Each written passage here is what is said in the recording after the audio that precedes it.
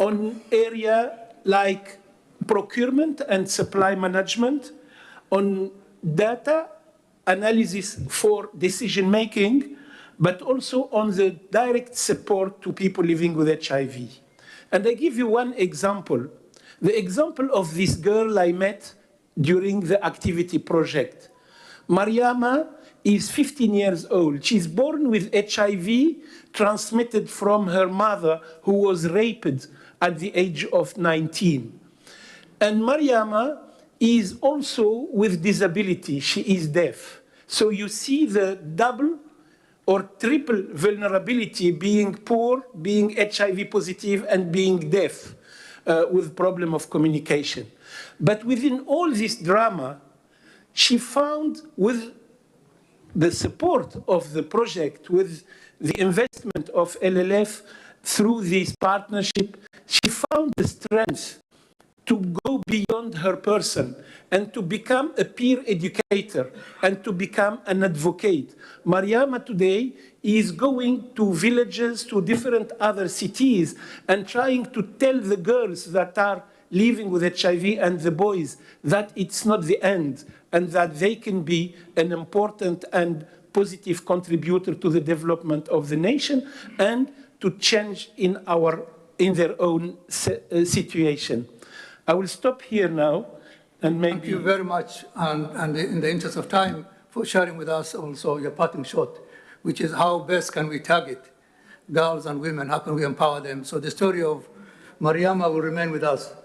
Our two other panelists, do you have any parting shots? How can we target your interventions to bear, particularly on climate change, enhance the adaptability of these farmers and resilience to climate change? So your seeds, how will they enhance adaptability? Thank you very much, Dr. Bashir. I just want to say, first, when we talk about seeds, we talk about germplasm. That's why I say germplasm, these are input varieties. Through this LLF funding and partnership, we've been able to send out about 25 varieties that are climate smart in terms of withstanding changing climates like drought. We have varieties that can withstand submergence. We have varieties that can withstand tolerant to salt toxicity.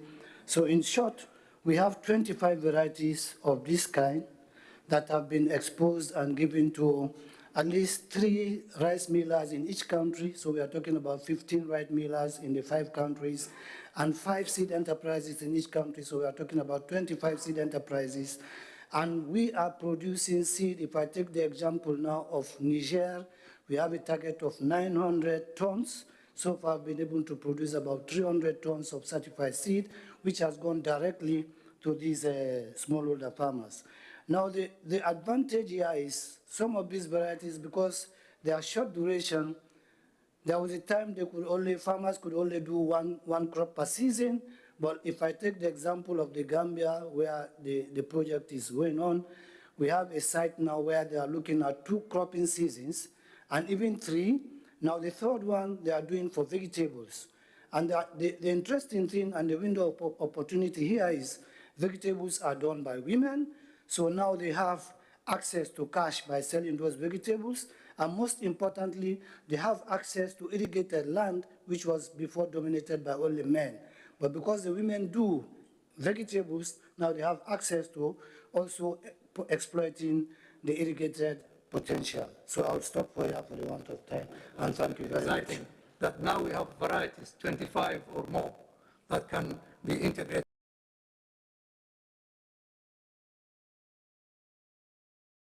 Also market. Engineer, one minute or less, what is your parting shot on enhancing resiliency?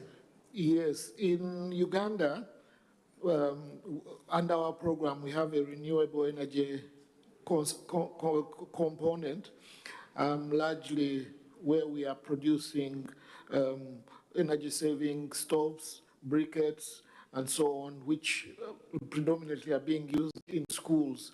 And one of the ways in which this is assisting the women is that in Uganda, most women actually are the ones who who collect firewood, and they are the ones who spend most of the time in the kitchen. So through these energy-saving stoves, they've been able to cut down on the fuel consumption by about 35%, and less trees are being cut, so they spend less time out there collecting firewood. And so we think that going forward with this program, we'll be able to, first of all, save the forests, and then two, also reduce on the amount of time women spend out there, and probably even use this time more profitably. Thank you. Yeah, glad you brought about these rural energy issues, very much related to empowering women and improving nutrition. Sometimes they have the food, but they don't have the energy to make that food. We just go back a minute or so to Dr. Bacha. What will be your parting shot on empowering? You mentioned Mariama and how your interventions have helped her. Is there, you want to add a bit more on Mariama and others in terms of bringing it to scale? Thanks, Dr. Bashir. Yeah. Yes, Dr. Sanya said that the essence of new funding is to be catalytic. And I think what we are trying to do in this partnership is to create conditions for catalytic intervention in the field that the government can take to scale with the support of the partners.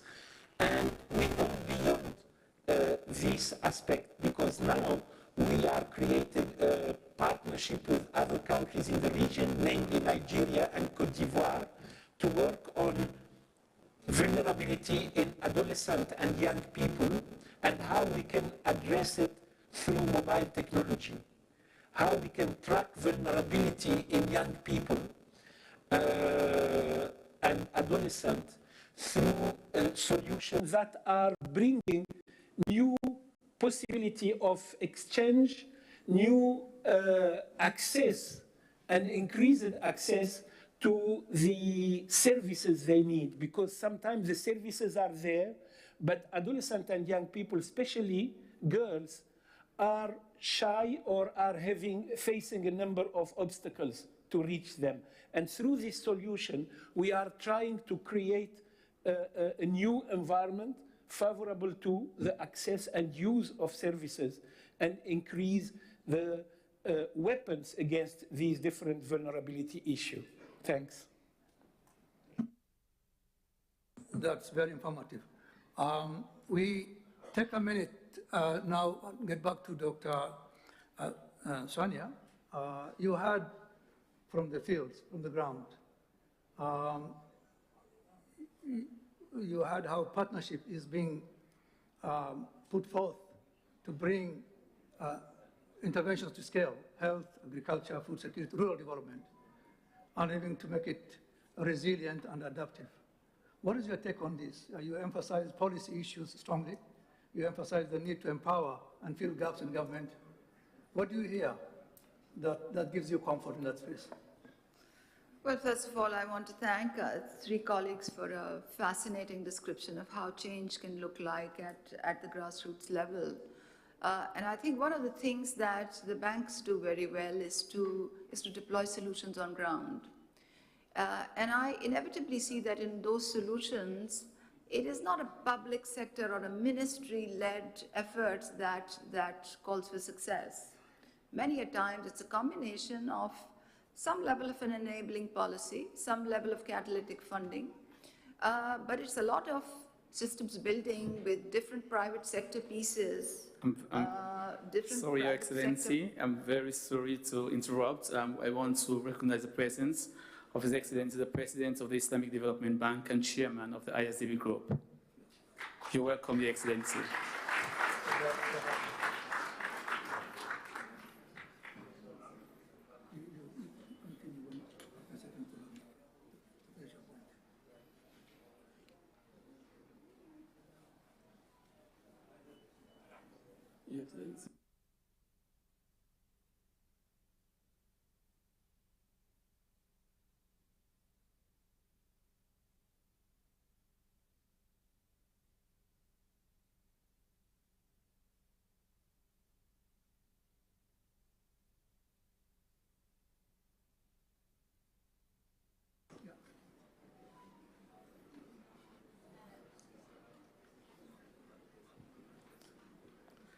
Thank you very much. We allow the moderator to wrap the session once we move on to the next session. Yes, Dr. Bashir?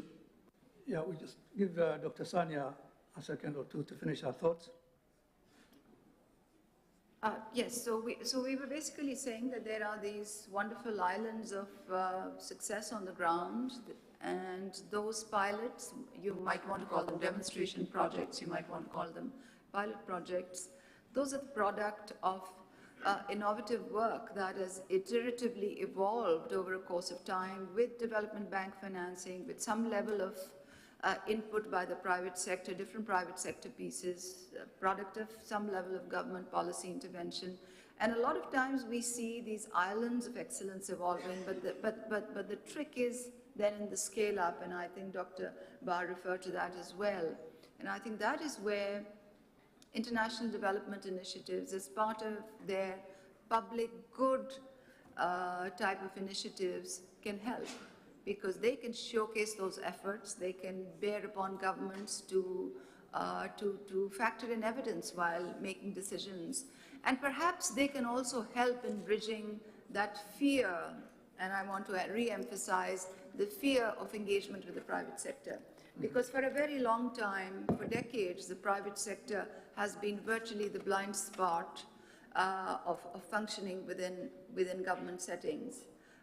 Because of concerns of conflict of interest, because of a number of different concerns, the private sector is always kept at bay. But in my own experience, I've seen that when you deploy solutions, when you need systems, and for the development of those systems, there are public sector competencies that you require. There's the weight of public policy that is needed. But then the bulk of it in the delivery engines are pieces that are provided by different private sector partners. There is an overlay of regulatory change that is part of that solution. And unless you create those systems, you cannot deliver. Delivery does not happen when governments pronounce a policy. Delivery happens when that policy cascades into implementation through the creation of systems that are transparent, that hedge against abuse and inefficiencies, and that is where you need to borrow private sector competencies. So I think that one of the key things in that space of catalytic functioning that we talked about earlier is for the bank to weigh in there, to allay that trust deficit that currently exists, and where there is an imperative to build a relationship, a proactive partnership. Thank you very much. Thank you very much, Dr. Sania. And, thank you very much, Dr. Bashir, and thank you very much also to you, Engineer Paul Kasuli, Dr. Abdul Qadri Bashir, and also Dr. Saiduba. We appreciate your contribution this afternoon. Thank you very much.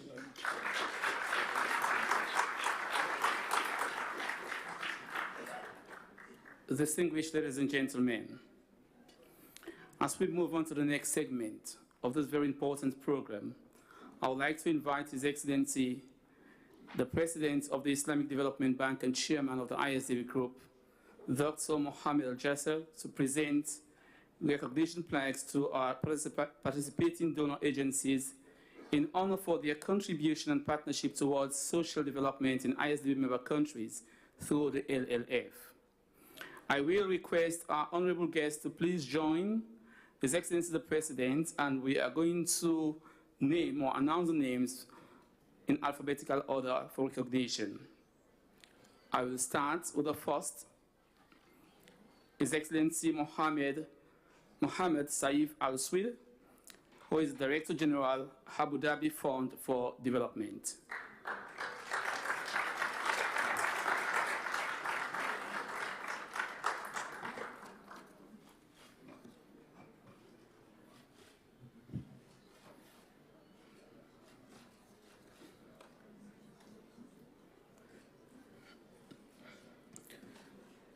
Next to be recognized for their contribution to the LLF is His Excellency Dr. Chris Elias, President, Global Development, Bill and Melinda Gates Foundation.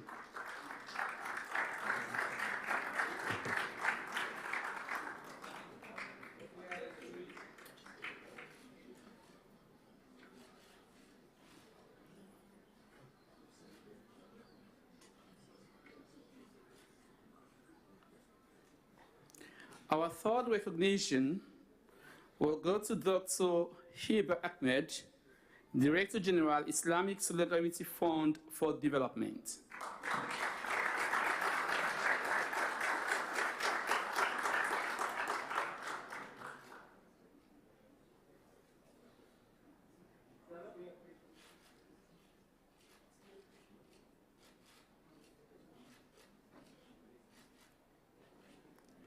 Our next partner to be recognized this afternoon His Excellency Engineer Ahmed Albiz, Assistant Supervisor General, KS Relief.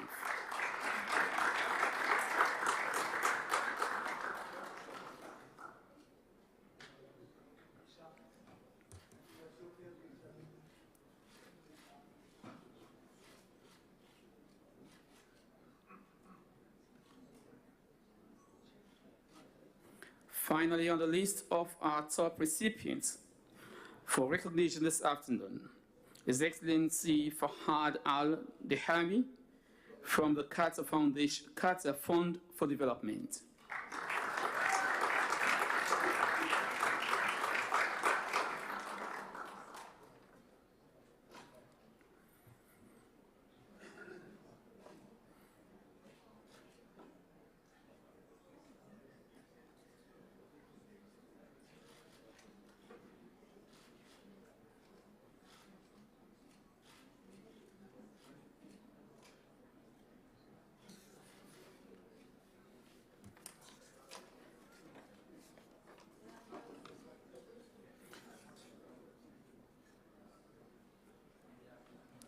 Thank you, thank you, thank you. It's my honor now to invite His Excellency, the Chairman, ISDB Group, to take his seat at the podium.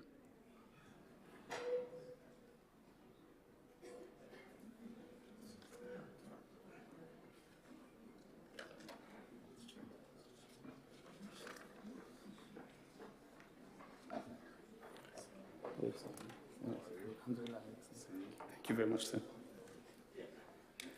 I'd also like to invite the following dignitaries to join His Excellency at the podium. His Excellency Mohammed Saif Al-Swidi, Director General, Abu Dhabi Fund for Development. His Excellency Dr. Chris Elias, President, Global Development, Bill and Melinda Gates Foundation. Dr. Hiba Ahmed, Director General, Islamic Solidarity Fund for Development.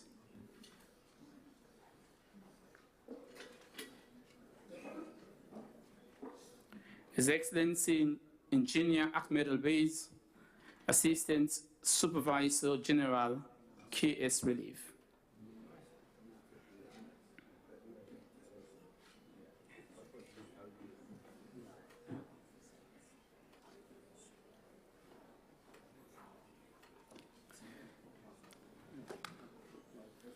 With your permission, His Excellency, I would like to give the floor to our esteemed guests from the donor organizations to deliver their brief statement.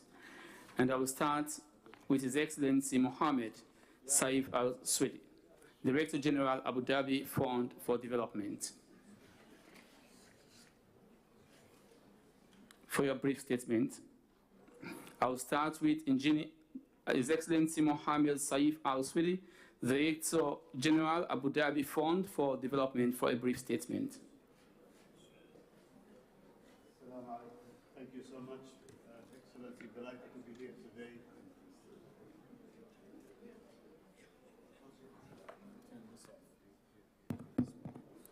Yes, I think it's working now. Thank you so much, Excellency. Delighted to be here today to take part of this second LLF fund. So good afternoon, Your Excellencies, honorable guests, and dignitaries. It's an honor to be part of this occasion representing Abu Dhabi Fund for Development. Please allow me to first convey the greetings and best wishes of UAE leadership and government, and to reaffirm their support for the Livelihood Fund.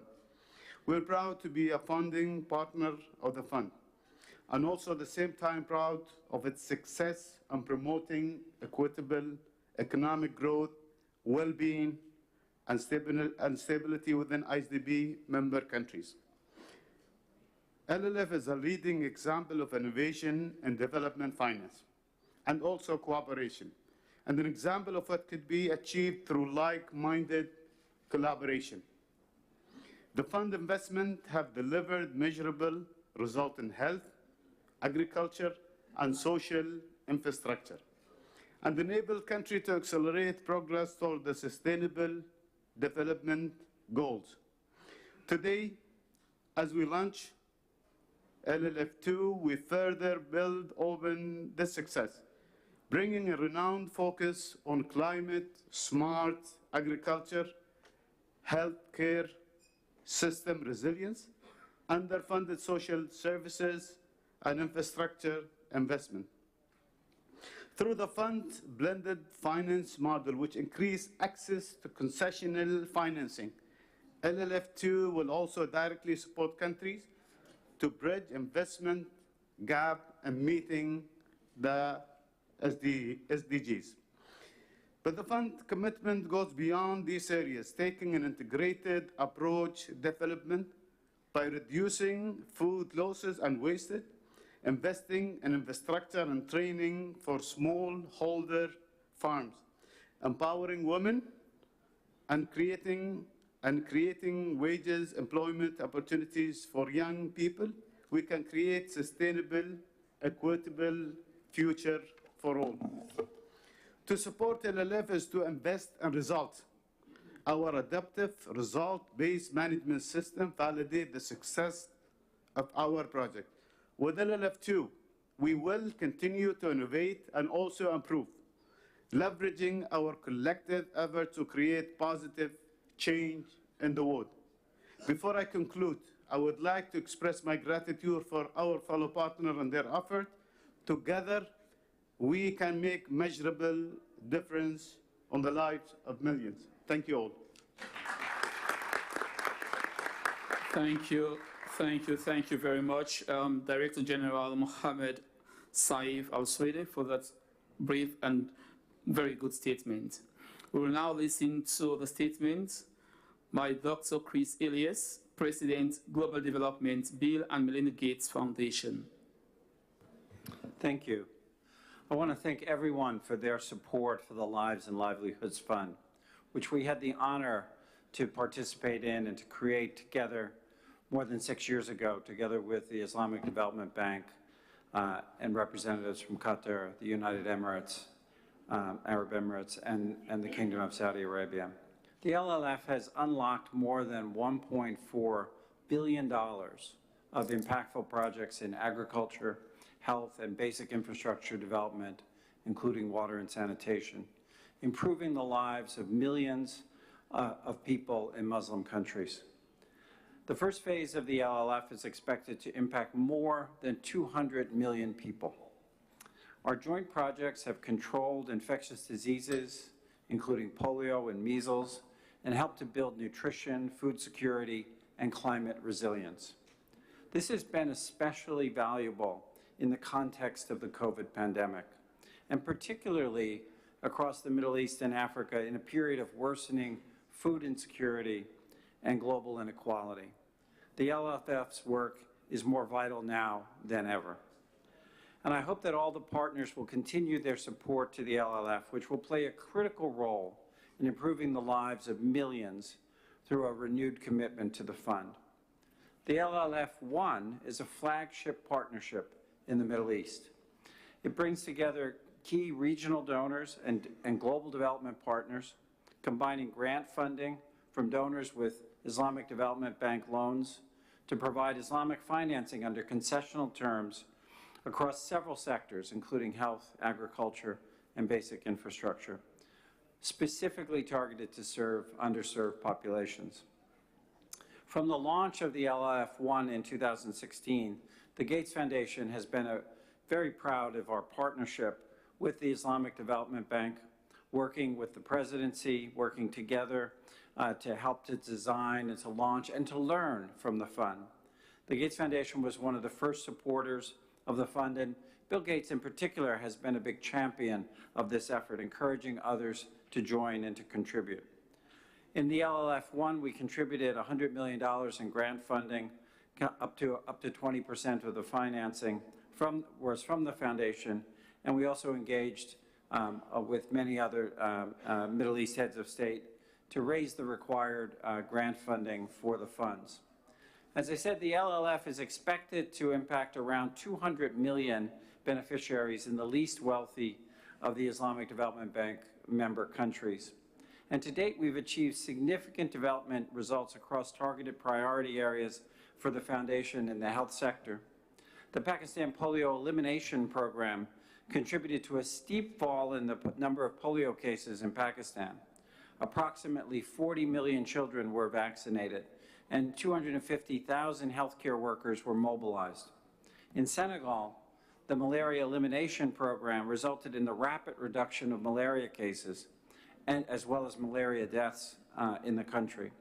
Around 2.5 million insecticide-treated nets were distributed to households in the country. 80,000 households were sprayed with indoor residual spraying, and more than 1 million rapid diagnostic tests for malaria were distributed.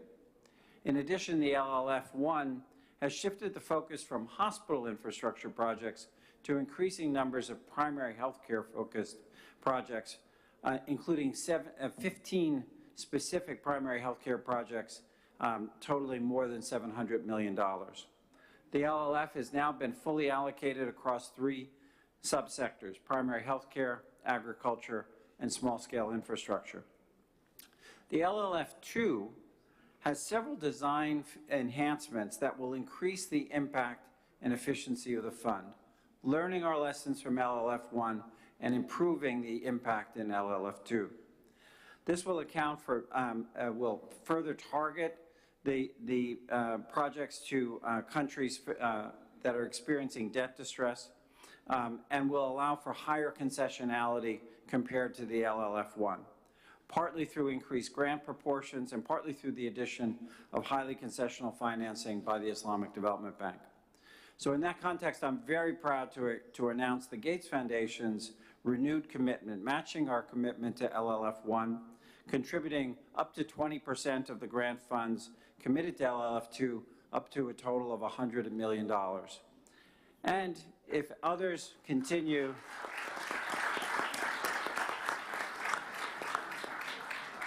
and in addition, perhaps as an incentive, if others continue to increase their contributions, we will certainly look at the possibility of increasing ours as well. Thank you very much. Thank you. Thank you. Thank you very much for such a reassuring statement, and we are very appreciative of your commitment, Dr. Elias, President, Global Development, Bill and Melinda Gates Foundation. It's now my pleasure to invite the Director General, Islamic Solidarity Fund for Development, Dr. Iba Ahmed, for a statement. Thank you very much. I'm honored to be here with you today to experience this important milestone. Yesterday, during the heading the Impact Committee of the LLF meeting, we celebrated the achievements of the LLF Phase 1. We are so proud to have been part of this successful venture with our partners. Since its inception in 2016, LLF managed to achieve important results with which ISFD as a donor is satisfied. In fact, the fund facilitated 1.4 in highly concessional financing in 22 member countries in social sectors that are in bad need of our attention as donors. LLF has therefore created real additionality by challenging affordable funding to the poorest and most vulnerable populations and communities in our member countries. That allowed us to reach 3 million smallholder farmers to improve their productivity and livelihoods, provide quality basic health care to 12.5 million women and children, and enhance access to water and sanitation for 7.5 million people. Under the ISF the chairmanship of the Impact Committee, LLF has been especially dynamic, where we have seen the collaboration and partnership among us donors go from strengths to strengths. We have seen a results-based management program being initiated, reinforcing the results focus of the LLF and laying the ground for enhancing the impact of our joint investments. Communication and visibility have improved, and we are optimistic with the progress being made. As you might know, in the LLF Phase 1, ISFD has contributed a total of $100 million in the form of grants. Today, I am proud to announce that the ISFD Board of Directors agreed during its annual meeting to renew ISFD commitment to LLF with a package worth of $150 million US.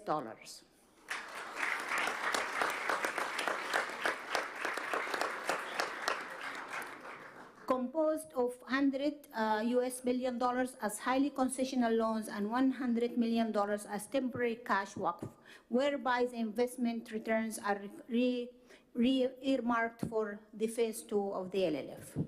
This decision would not have happened without the successful implementation of the first phase of the LLF in terms of its results and impact. In addition, LLF2 maintains its focus on primary health care, agriculture, and basic infrastructure, where women and youth empowerment and climate change adaptation are being introduced as cross-cutting themes. These sectors and themes are the primary target and focus of ISFD in its battle against poverty. We look forward to working with you in the next 5 years, full of hope that our participation will be strengthened throughout the life of the LLF program. Thank you. Thank you very much, Dr. Hiba, for that strong commitment. With that commitment, we believe the LLF will survive and the LLF will continue to impact the lives of ordinary people across the globe. It is now my honor to also invite His Excellency Engineer Ahmed Albeiz, Assistant Supervisor General Case Relief, for his statement.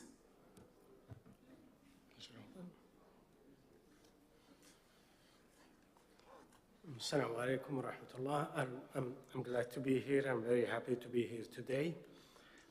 I will deliver my speech in Arabic, and I hope if بسم الله الرحمن الرحيم والصلاة والسلام على نبينا محمد وعلى آله وصحبه أجمعين. أما بعد، أصحاب المعالي والسعادة، أعضاء صندوق العيش والمعيشة، السادة والسيدات الكرام، السلام عليكم ورحمة الله وبركاته. في البداية يسعدني أن أنقل لكم تحيات معالي المستشار في ديوان الملكي المشرف على مركز الملك سلمان للإغاثة والأعمال الإنسانية دكتور عبد الله بن عبد العزيز الربيعة.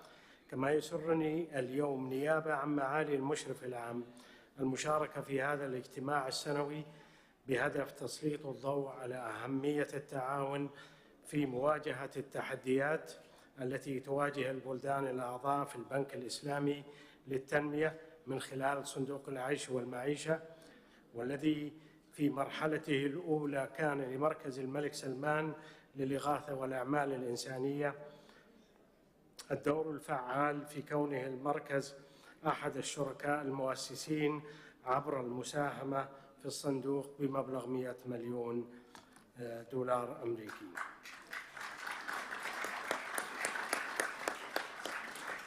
وقد ساهم الصندوق في تنفيذ العديد من المشاريع التي كان لها الأثر الفعال في تحقيق أهداف الصندوق لمساعدة الفئات الأشد فقراً في البلدان ذات الاحتياج الإنساني الشديد من الدول الأعضاء في البنك الإسلامي للتنمية، وحصول هذه الفئات على الدعم من خلال المشاركة الإغاثية والتنموية التي تم ويتم تنفيذها في مختلف القطاعات وبناء على احتياجات الدول، ومع تضافر جهود الجهات المشاركة في الصندوق والتي جلبت الخبرات والقدرات المميزة اللازمة لعمل الصندوق، التي كان له دور بعد توفيق الله عز وجل في تعزيز النمو الاقتصادي والارتقاء بمعايير المعيشة للفئات المحتاجة في الدول الأعضاء.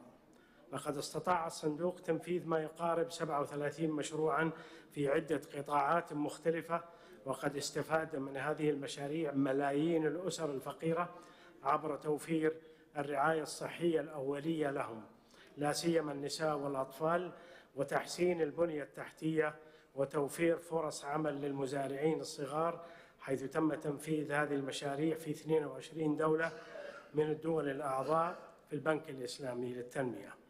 وفي الختام، فإن مركز الملك سلمان للإغاثة والإنسانية يتطلع إلى مزيد من النجاحات والإنجازات لتحقيق أهداف صندوق العيش والمعيشة من خلال تعاون وتكامل جهود الجهات المشاركة ودعم الدول الأعضاء في البنك الإسلامي للتنمية، والاستفادة من الخبرات والدروس التي تم تحصيلها من خلال التجارب والمشاريع السابقة المنفذة، وكذلك التوصيات المقدمة من المانحين بما يضمن استمرار دعم الفئات الفقيرة في مختلف القطاعات ذات الاحتياج الإنساني، وكذلك استمرار نجاحات الصندوق في المرحلة القادمة من عمله بإذن الله تعالى. والسلام عليكم ورحمة الله. Thank you. Shukran, Engineer Ahmed. Thank you very much. Distinguished ladies and gentlemen, we've now arrived at the high point where I will respectfully invite His Excellency the President of the ISDB and Chairman of the ISDB Group, Dr. Mohamed Al-Jasser, for his keynote address. Your Excellency. بسم الله الرحمن الرحيم والصلاة والسلام على أفضل الأنبياء والمرسلين سيدنا ونبينا محمد وعلى آله وصحبه أجمعين ومن تبعهم بإحسان إلى يوم الدين. Your Excellencies, distinguished guests, ladies and gentlemen, Assalamu alaikum wa rahmatullahi wa barakatuh. About a year ago, I had the pleasure of meeting our donors and stakeholders at the Impact Committee in Egypt.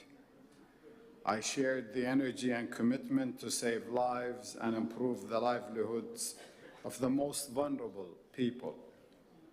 Today, that energy and commitment are translating into advanced action with the launch of the LLF 2.0. We all know long-term food security is not gauged by crop yields and strong markets alone. The survival of a child, a mother's health, and the community's resilience are also critical factors. We have learned the actual cost of hidden hunger and malnutrition, leading to preventable human deaths. Moreover, chronic underinvestment in the agriculture and health sectors deprive people of their potential, undermines economic growth, and holds back families trying to escape poverty. The influential phase of the LLF saw us contributing effectively to the global efforts of alleviating these morbid trends through $1.4 billion of investments in 37 projects across 22 countries. The impact of these investments on our people keeps us motivated and optimistic about our work together. Let me cite an example of one of the beneficiaries. Talato Idi from Kano State, Nigeria, where we have an LLF agro-pastoral investment, was struggling to make ends meet when her husband passed away. Our project helped her produce 33 bags of rice from her 0.5 hectares, which used to yield only 8 hectares, which used to produced only 8 bags before the project. So before the project, she only had 8 bags. With the project, that rose to 33 bags of rice. She was also able to diversify her income by purchasing livestock. Her efforts, combined with our support, are securing not just a regular food supply for her children, but a better chance at their educational and economic future. Distinguished guests, ladies and gentlemen, LLF 2.0 is the culmination of high-impact strategic partnerships rising to the occasion at a time of magnificent fiscal constraint, enabling our member countries to surmount challenges standing in the way of their development. I thank the Abu Dhabi Fund for Development, the Bill and Melinda Gates Foundation, the Islamic Solidarity Fund for Development, the King Salman Humanitarian Aid and Relief Center, and Qatar Fund for Development for turning our vision into action.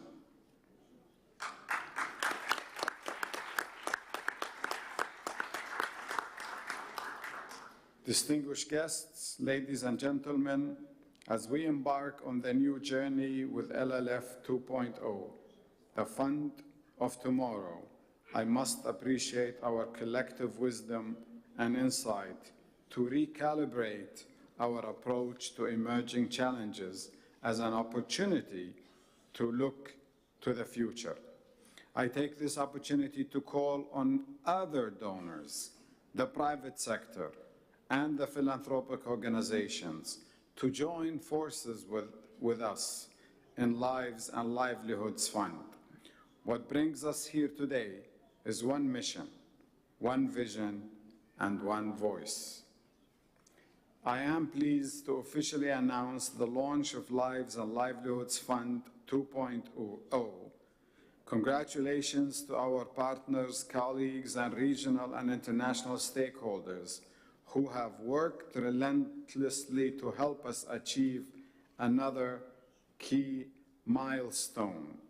And in this case, I want also to indicate that we are also announcing, as the Islamic Development Bank, aside from the Islamic Solidarity Fund, the commitment and contribution of an amount of concessional loans of $325 million, which will provide a commitment grant content leading to, with the Solidarity Fund, to around $200 million together. That's quite a...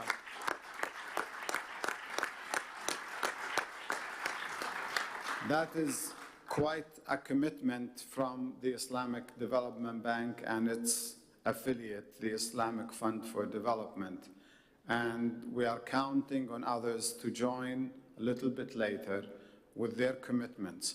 But please rest assured, this money, from our experience, and I think Chris Elias mentioned it and the others mentioned it, our experience with LLF1 leaves no doubt that that money was well spent, and the lives saved and the livelihoods developed were well worth every penny and every minute we spent on those projects. So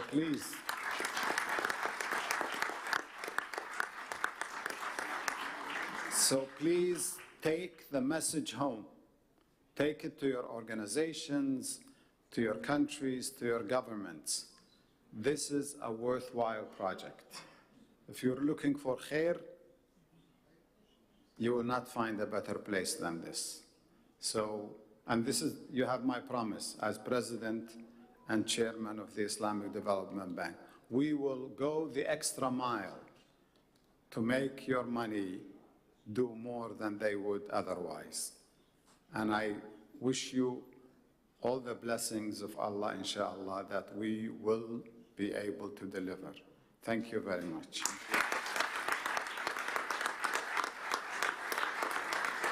Thank you.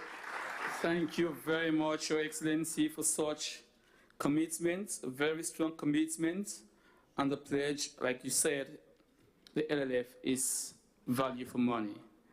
Ladies and gentlemen, this marks the end of our ceremony, but before we say goodbye to this session, I will respectfully ask His Excellency and our donors for a group photo, please.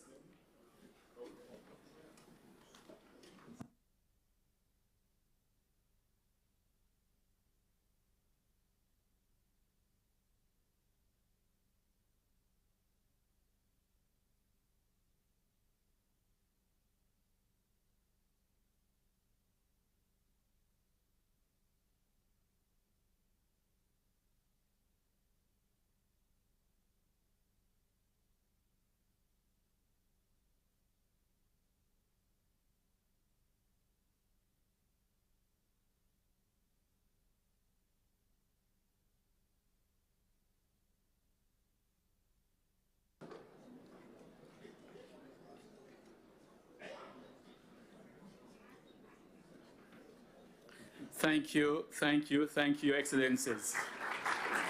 Ladies and gentlemen, this marks the end of the ceremony, which is actually the start of a new LLF journey. Thank you all for joining us in this very important milestone. It was an honor to have all of you here this afternoon. Thank you.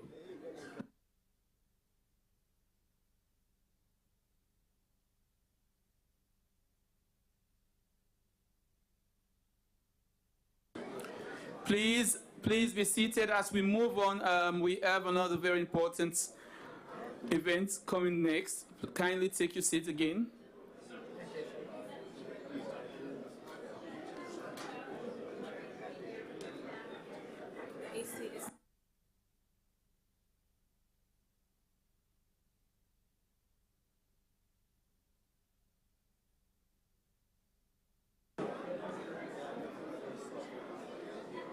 Ladies and gentlemen, kindly take your seat as we move on to the next very important event. Yeah.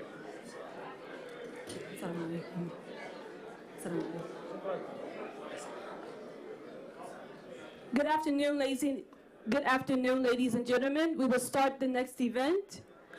The Arab Coordination Group and Global Partnership for Education Celebration Moment. If you could please take your